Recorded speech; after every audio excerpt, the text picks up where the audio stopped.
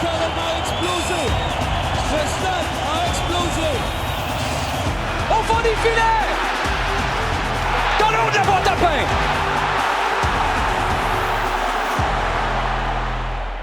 On est de retour! C'est un extra. Écoute, si vous en avez pas assez, vous en avez un deuxième cette semaine, dans la semaine du 10 novembre. Frédéric Laure avec vous, commentateur des matchs du CF Montréal, en compagnie d'Olivier Brett. Qui fait exactement la même chose pour le compte d'RDS. Qui fait de l'extra aussi. Oui. Écoute, on a parlé cette semaine, ça a été, en fait, dans les dernières semaines, c'est toujours un moment qu'on attend aussi en MLS. C'est-à-dire, c'est l'association des joueurs qui, de façon trimestrielle, plus ou moins aussi, c'est selon... C'est en septembre, d'habitude, non? C'est tard. Ça change. Cette année, je sais pas si tu te rappelles, mais on faisait des podcasts, on fait toujours des podcasts ensemble. On m'avait dit en avril, puis finalement, c'est fin mai que c'est sorti. Ouais, mais c'était avril traditionnellement, Ouais. puis c'était septembre, octobre. On essaie d'être traditionnellement assez... écoute, ils ont leur propre timeline, j'imagine. Parce que aussi, ce qu'il faut dire, c'est qu'ils colligent tous les contrats écrits aussi, qui sont remis à la Ligue. Puis des fois, il y a des passe-droits, des addendums qui sont pas réglés là-dedans. C'est au niveau sportif que c'est répertorié aussi. Donc, voilà pour la petite parenthèse. CF Montréal... Je sais pas, tu as regardé toi aussi. Il n'y a pas grand-chose à dire aux gens. Je pense que vous allez vous allez aller voir 2-3 affaires. On a su comment Ivan Jaime gagnait aussi. 2. Plus ou moins 2. Un peu en bas de 2, mais 1,99 maintenant. Non, c'est un investissement. Je veux dire, c'est cohérent avec ce qui a été dit. Là. Ce serait une grosse dépense l'an prochain, mais entre-temps, c'est pas Giacomo Vrioni où on ramasse un gars hypothéqué puis une portion de salaire. Là. On est all-in avec lui. On verra si on est all-in sur la durée. Mais à 2 millions, tu peux pas te plaindre de ce que tu donnes à ce gars-là. Là. Non. Il faudra voir aussi à quel point... C'est parce que l'échantillon est tellement petit, tu sais, le sentiment que tu as... Pour lui. Mais attends une minute, on va juste... C'est un sentiment. C'est quoi le sentiment que tu as par rapport à Ivan Jaime? Le même que j'avais à son arrivée. Aucune idée comment ça va virer. Bon, c'est ça. Puis quand même, 2 millions... Ah, mais c'est parfait. Tu as encore le temps, puis ça revient oui. au fait de est-ce que tu as gaspillé des cartouches en le faisant jouer, puis tu veux dire t'as pas voulu gagner clauses... parce que tu l'as pas titularisé. Non. Visiblement, il y avait des clauses. Tu veux pas non plus... Est-ce qu'on le sait, ça? Ou on spécule encore là, qu'il y avait des clauses? Je pense qu'on spécule encore, Okay. mais... Non, mais...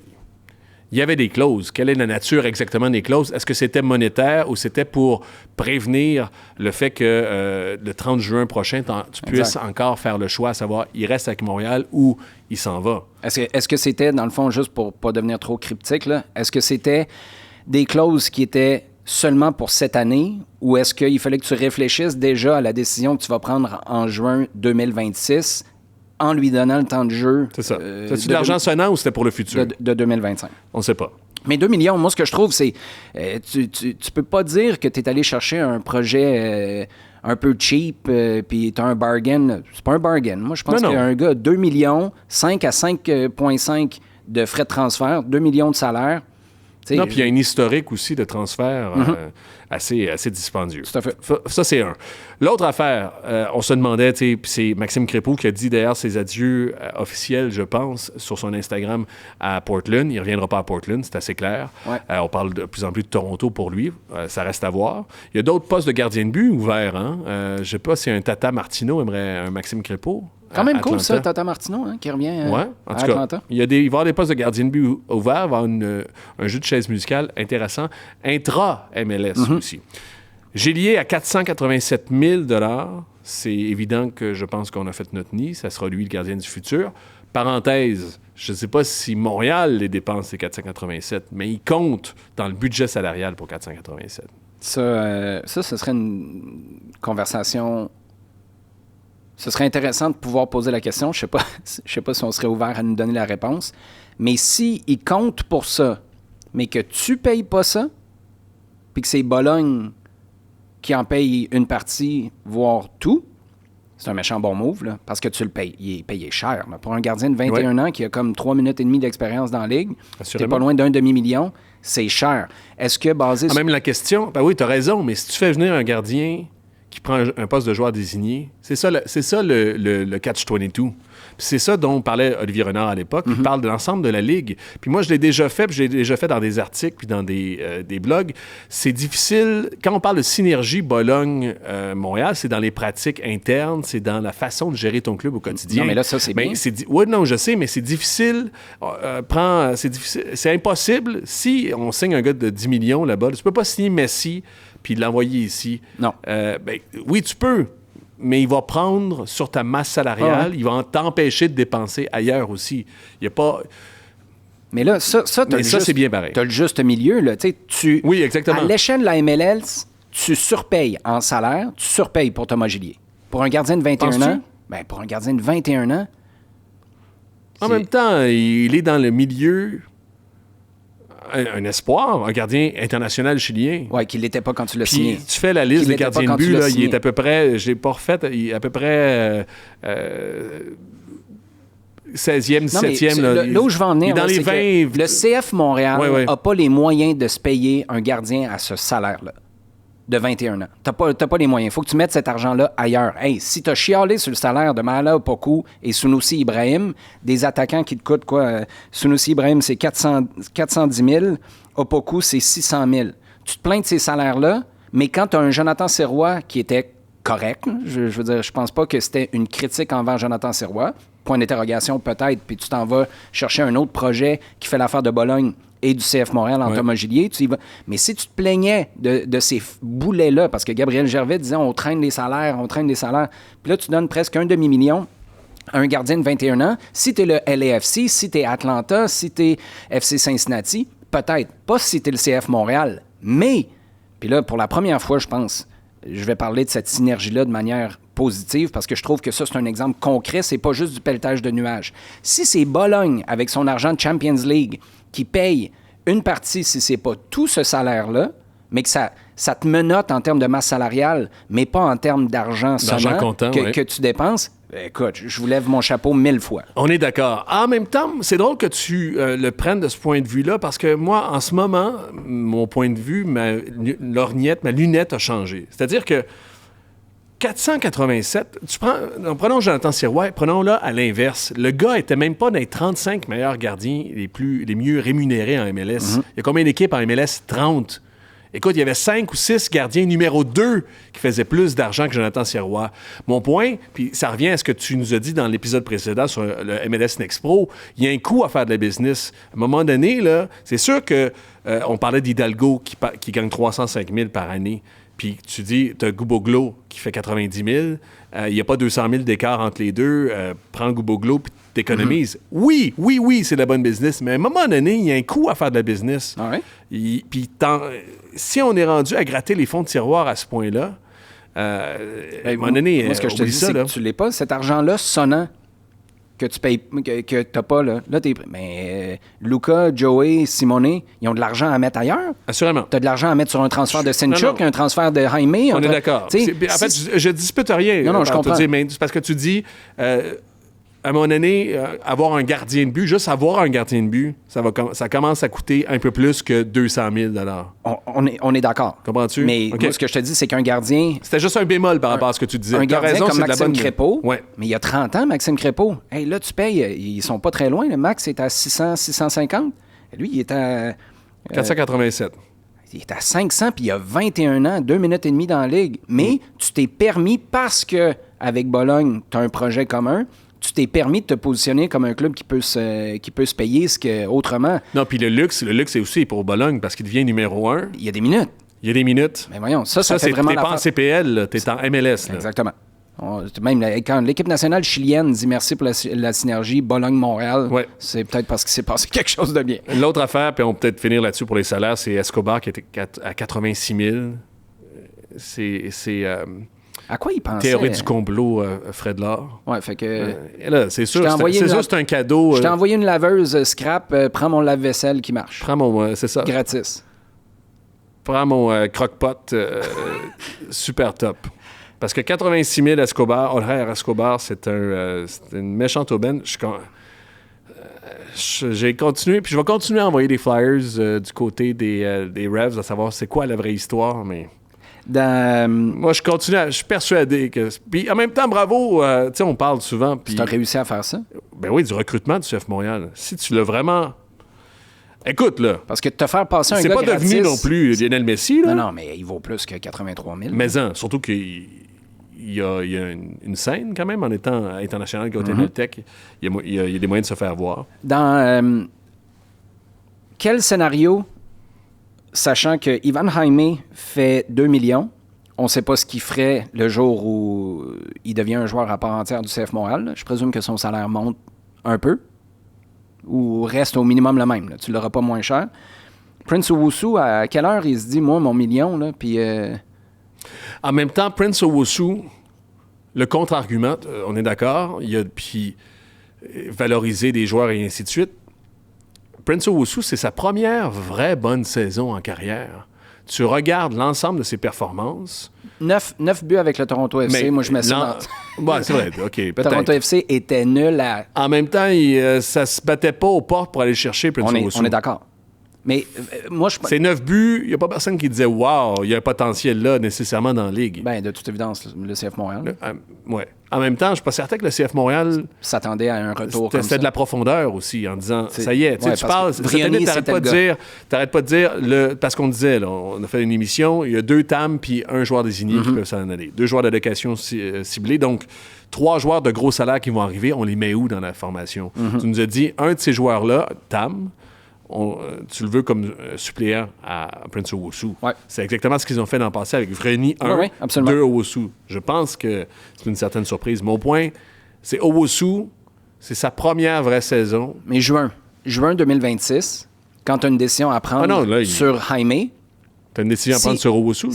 Ben oui, parce que là, soit tu le vends à l'été... Ou tu le revalorises. Parce que si Owusu a une demi-saison qui ressemble, ne serait-ce qu'un tant soit peu, à sa production de 2025, l'an prochain, puis tu décides de confirmer le go. On exerce l'option, puis on paye 5 ou 5,5 millions pour Ivan Jaime, ce qui veut dire que tu lui donnes au moins 2 millions en salaire. Comme je le répète, je peux pas croire qu'il va baisser en salaire. Prince Owusu, il dit « Hey, guys, moi, je vous ai aidé quand il y a personne qui était capable de marquer. Je continue d'être sur le même rythme. Je suis sur une progression, ou du moins, je montre que je suis capable de faire la job en MLS. Je suis heureux ici. » Tu sais, il a dit toutes les bonnes affaires, là, Prince Owusu. Ma famille adore ça ici. Je suis bien, j'aime le club, je me sens apprécié. Je vais être ici à long terme. T'attends pas à la fin de la saison prochaine. En juin, juillet, si ça continue de bien aller, surtout si tu gardes Jaime, let's go. T'as tes 2 gars en attaque, puis là, tu essaies de bonifier cette attaque-là. Tu voulais parler de Wilfried Nancy? Mais c'est-tu fini, Wilfried Nancy en MLS?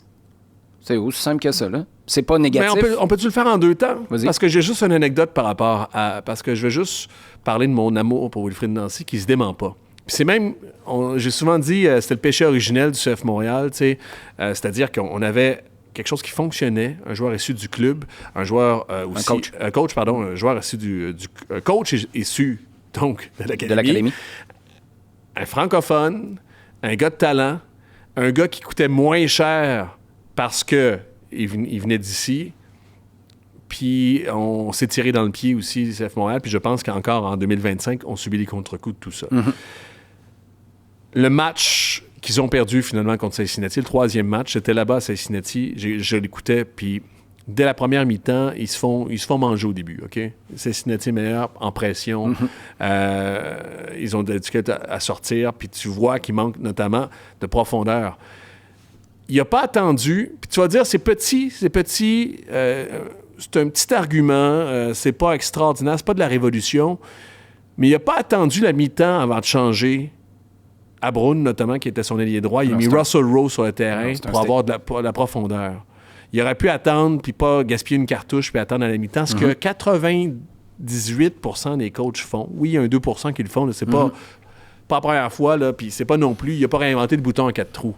Mais il l'a fait, c'était clair, puis dès les premières minutes, mon gars, t'as vu pourquoi il faisait, pourquoi ça a changé. Les joueurs sur le terrain ont compris. C'est des petits moments comme ça. Rappelle-toi aussi, c'est la première fois que je l'avais vu contre les Red Bulls de New York à l'époque, 2021. Ils perdent... en fait, c'est 2-2, puis il faut absolument le gagner, ce match-là. Mais aussi, 9 attaquants. il envoie 9 attaquants pour gagner ce match-là. Pas pour dire « Ah, on a un point, puis c'est correct », ou on va jouer les pourcentages. Il y a des convictions. Les gens ont ri même du fait qu'il y avait des valeurs, mais c'est ce qui le met au-dessus en MLS, puis je te dis, dans le monde du soccer. Puis c'est ce qui, moi, en tant qu'observateur, ces équipes, sa façon de jouer, c'est les décisions qu'il prend. Je suis un gros fan de Wilfried Nancy. Je peux t'ajouter un autre élément qui rend ça encore plus frustrant de voir comment Wilfried Nancy est parti. C'est que c'est un gars qui est toujours tourné vers s'améliorer, puis qui a même, moi je pense qu'il n'est pas proche de son plafond. C'est ça qui est terrible dans le fond. C'est peut-être qu'il était tellement loin de ce qui... Et pourtant, on avait un échantillon suffisant sous la main pour le constater si ça nous tentait de se concentrer sur ce qu'il faisait de bien, puis pas une erreur qu'il a pu faire ou un but ou un match qu'il a pu perdre contre Sporting Kansas City en juillet au Stade Saputo, une semaine après avoir été premier de la conférence. Fermeture de la parenthèse. Ouais. 2021, début 2022, je me souviens, j'étais à la radio à BPM Sport. Je suis toujours d'ailleurs.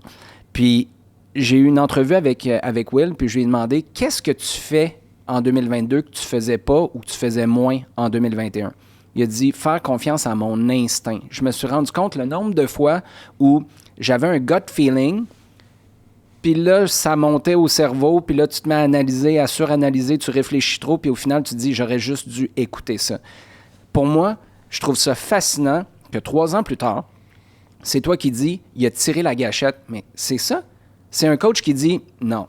Non, on est off, là. Il y a quelque chose qui ne fonctionne pas. » Soit on est off parce qu'on se fait dominer, soit on est off parce qu'on n'est pas capable, on n'a pas les outils pour dominer l'adversaire ou pour le contrer. Go, on le fait tout de suite. Parce que tu as raison, là, tu ne sais pas ce qui peut arriver en fin de match. C'est des matchs, tu n'allais pas en prolongation, là, donc tu as cette idée-là qui te trotte moins dans la tête de gérer le fardeau dans le match des joueurs puis des remplaçants qui pourraient rentrer.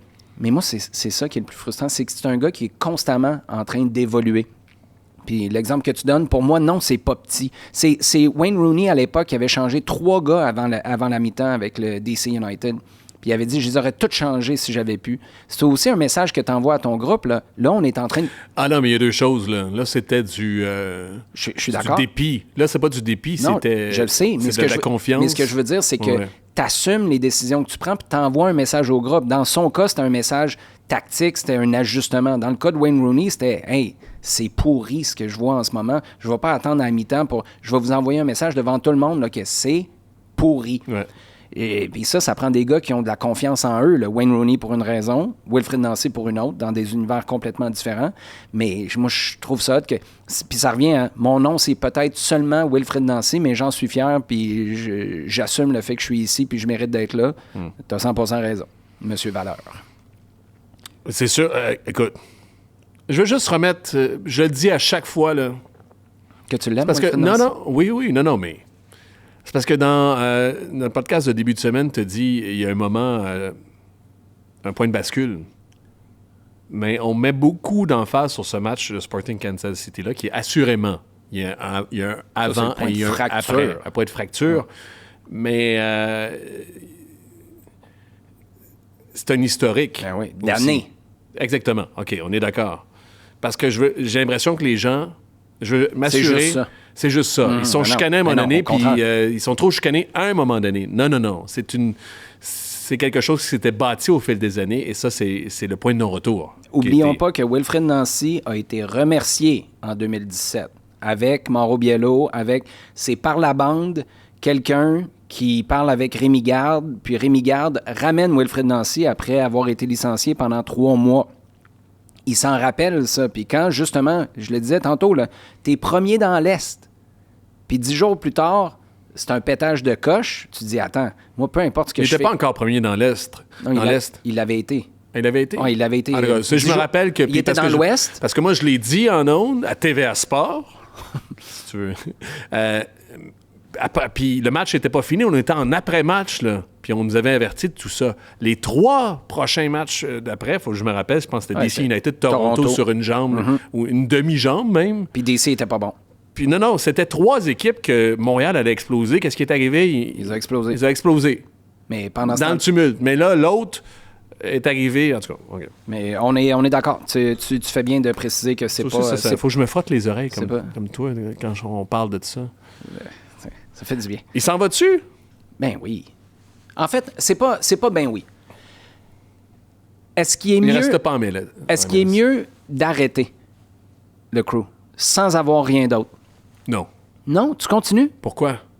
Ben pour rendre ça clair et évident que je suis disponible. Je repars pas un nouveau cycle.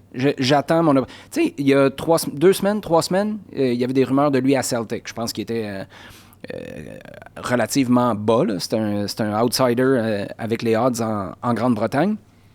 Mais moi, quand j'ai vu son nom pour Celtic, j'ai aucune idée. La dernière fois que j'ai parlé de ça avec Wilfrid, il a dit, pour moi, c'est pas le championnat, c'est pas le club, c'est le fait qu'on pense de la même manière puis qu'on voit les choses de la même manière. Ça pourrait se passer en Suisse, en Angleterre. Puis je parlais avec Philippe Lafroy qui me disait, moi, je le vois en Premier League. Là. Si le fit est bon, je le vois en Premier League. Mais je le vois pas en Premier League si c'est un...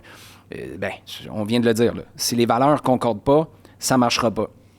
Mais quand j'ai vu à Celtic, c'est gros. Là. Je comprends que Celtic, c'est pas le club de l'époque, là, des années 90, puis en Ligue des champions, c'est plus difficile, mais c'est mythique. Si t'es capable de faire quelque chose là, je pense qu'on ne saisit pas à quel point Alistair Johnston, là, c'est extraordinaire ce qu'il fait, puis d'être rendu quasiment un statut presque culte là-bas parce qu'il incarne tout ce que les gens à Glasgow veulent. Je me suis dit, t'es peut-être mieux de ne pas recommencer une nouvelle saison. Juste arrêter, puis tu te rends disponible. On s'entend que son agent, qui était d'ailleurs été un des points de fracture avec le CF Montréal, parce que quand Nancy est allé chercher un agent pour négocier la suite qui devait se passer à Montréal, le club n'a pas aimé ça. On peut ça se faire dire, hey, moi, je connais les salaires des entraîneurs. C'est ça, ça vaut ça. De se faire dire la vérité en même temps. Même s'il y a un style, son agent, c'était, je sais pas si c'est encore lui, Waxman. Ron Waxman, ancien agent de Jesse Marsh, notamment, ou toujours même. Ouais. Marc Dos Santos aussi, si je me trompe pas. Je ne suis pas certain. Il faudrait vérifier ça. Mais là où je vais en venir, c'est que Mais Waxman, il n'a pas dû lâcher... Écoute, on aurait dû regarder ça avant, là, mais il n'a pas dû lâcher Wilfred Nancy depuis qu'il a gagné la MLS Cup. Là, à moins qu'il se soit fait congédier, mais remercier. Bref, je sais pas. Est-ce que tu prends une pause, puis là, tu te dis... Parce que financièrement, on s'entend qu'il est capable d'attendre 1 an, ça, stade-ci, Wilfred Nancy, là, avec le nouveau contrat qu'il a signé à Columbus. Pourquoi as-tu peur? Est-ce qu'il peut partir en mi-saison? Ben, moi, c'est ça, c'est le timing. Je pense qu'il y a cette relation-là, puis juge de l'extérieur. Je pense qu'il y a cette relation-là avec Columbus, qui est peut-être très conscient. Columbus a laissé partir beaucoup de bons joueurs en milieu d'année qui s'en allaient en Europe parce qu'ils se rendaient compte que ça faisait l'affaire de tout le monde. As-tu une compensation? Je présume que le contrat de Wilfrid inclut une compensation comme un transfert là, de joueurs pour ses services. En même temps, à quel point ça hypothèque ton projet. Si tu es Columbus, puis tu le sens là, que ça s'en vient, là, la prochaine offre, le prochain feeler pour Will, il s'en va. Si le fait est bon, il y en a trop qui sont passés et il était dans des rumeurs. On est mieux de juste tout de suite donner les rênes à quelqu'un d'autre, à moins que ce soit Yohan Damet qui prend la suite, qui est son adjoint. Mais moi, si Will s'en va, mon feeling, c'est qu'il va essayer d'amener un maximum de gens parce qu'il va dire, regardez ce que j'ai fait en 2022 à Montréal. J'ai amené le core de ce staff-là à Columbus. Regardez ce que j'ai été capable de faire à Columbus. J'ai gagné la Leagues Cup. J'ai gagné la Coupe MLS. Bien, ça fonctionne pas à cause de Wilfrid Nancy, mais à cause de Wilfrid Nancy et son équipe. Je pense qu'il devrait avoir ce levier-là. Je sais pas, j'ai hâte de voir. Mais mon feeling, là, c'est la première année où je serais pas surpris de voir Wilfrid prendre un pas de recul puis dire j'attends la bonne opportunité, c'est le temps de faire le saut. C'est une bonne idée. Puis inversement, si je suis Columbus, c'est vrai parce que dans les présupposés de notre conversation, sur quoi on assoit notre discussion, là, c'est que Wilfrid Nancy ne va pas rester vitam aeternam à Columbus. Non. Parce qu'un entraîneur ne reste pas en général tout le temps. Ah, puis il veut y aller en Europe, il l'a dit. Il veut passer à une étape, pas une étape supérieure, mais une autre étape. Mm-hmm. Pourquoi pas aussi, inversement, de retirer Diachilon quand c'est le temps. Puis, en même temps, c'est une question d'opportunité. Hein? Puis ça, c'est un... tu vois, ça aussi, c'est une autre chose. On parlait de ressources humaines. Le nombre d'entraîneurs aussi qui ont mal géré leur carrière ou ont décidé de prendre ce qui venait en premier aussi, ou ce qui venait parce que c'est une occasion d'opportunité, tu sais. Puis, à un moment donné, tu as un casting qui t'encapsule dans un type d'équipe, dans une façon de faire.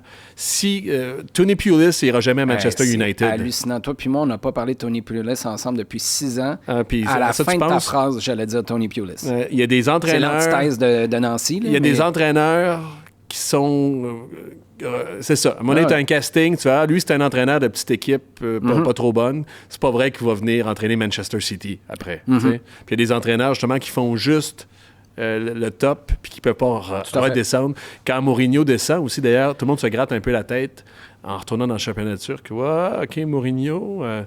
Mais en même temps, tu vas... En tout cas, bref, c'est pas facile à faire. Si je suis entraîneur... choisir la place. Jim Curtin, on l'a en ce moment, il y en a un, Jim Curtin. Il y a un entraîneur pur jus MLS qui a ses lettres de noblesse, qui est en train d'attendre à savoir je vais où aussi. Il n'ira pas en Nouvelle-Angleterre. Moi, je suis bien d'accord avec lui. La Nouvelle-Angleterre, c'était peut-être pas pour lui.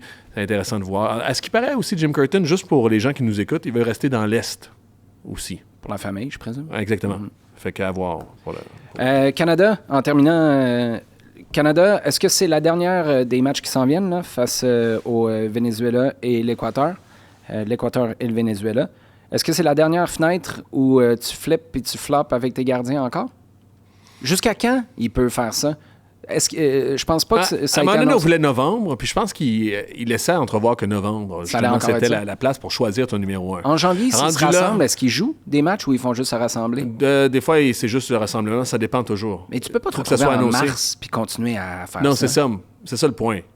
Puis ma raison me dit, faut que tu décides là. Mon cœur me dit, attends un peu, parce que Ton Dan cœur te dit Sinclair ça. vient d'être nommé. T'en avances. Ouais, parce que je suis pour Maxime Grépeau. J'en fais pas de cachette. Sinclair vient d'être nommé gardien de but de l'année en MLS. Vient d'arrêter notamment en série, vient de gagner en série. Crépeau se cherche un club. C'est une question de circonstances. En même temps, il y a l'autre affaire. C'est vrai qu'il a travaillé ensemble, mais ils ont tellement travaillé ensemble depuis longtemps aussi, les défenseurs qui sont là. Il y a un nouveau défenseur qui arrive aussi, tu sais. Moi, c'est moins ça. Y a-tu vraiment besoin de cohésion puis de... Si Crépeau là, commence la saison MLS puis est tout feu tout flamme, Ben, c'est puis ce que j'allais Sinclair, qu'est-ce qui t'empêche Non, mais- qu'en juin prochain, tu mets celui qui joue le mieux? Ah non, je pense qu'en mars, il faut que tu décides. Parce que ça va prendre en otage. Non, je comprends ce que tu dis, Toute mais la en même temps, si conversation. Sinclair, là, c'est tout croche en avril, mai...